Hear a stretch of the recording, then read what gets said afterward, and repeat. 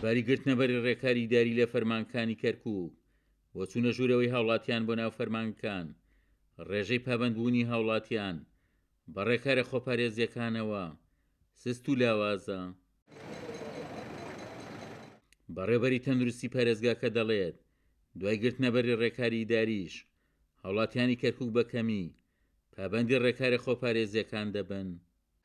هناك تفشي واضح للوباء في كركوك لكنه ڤایرۆسەکە بە چڕی لە کەرکووک بڵاو بۆتەوە، بەڵام بەو پێی پشکنینەکان کەم کراونەتەوە ئامارەکانی کەرکووک لە ڕووی توشبوون و چاکبوونەوە داشکاون. لە ئێستادا دەتوانین بڵین هەموو حاڵەتەکانی کۆرۆنا لە کەرکووک بوونەتە جۆرە گۆڕاوەکەی ئۆمیکرۆن کە کۆرۆنای ناوە کە نیشانەکانی سووکن. سەرباری ڕێنمایی بۆ هاوڵاتیان کە ڕێکارە ئیداریەکان بۆ چوونە ژوورەوەی هاوڵاتیان بۆ ناو فەرمانگەکان بەبێ کارتی ڤاکسین ڕێگە نادرێت. هاوکات پێشبینیکردن بۆ دوای ئۆمیکرۆن کارێکی قورسە تاکە ڕێنماییمان بەکارهێنانی ڤاکسینە. سەرۆکی ئۆبەی تەندروستی پارێزگاکەش دەڵێ ڕێگا سارە بۆ خۆپارێزن لە کۆرۆنا بەکارهێنانی دەمامک و خۆکوتانە بە ڤاکسین.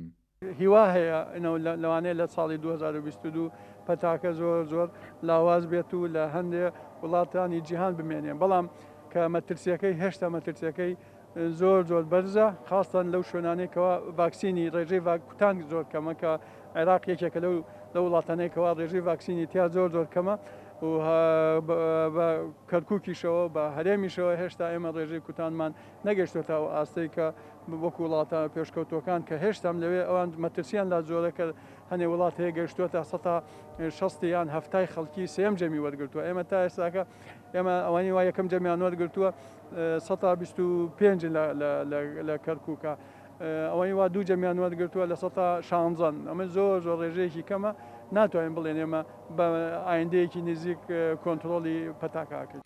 بە پێیامارێکی فەرمانگەی تەندروستی کەرکووک ژمارە و کەسانی لە کەرکووک خۆیان بە ڤاکسینەکە کوتاوە گەیشتۆتە 382,273 کەس، بۆ کوتانی هاوڵاتیانیش بە ڤاکسین 90 ناوەندی کوتان لە سەرجەم گەڕەکانی کەرکووک کراونەتەوە.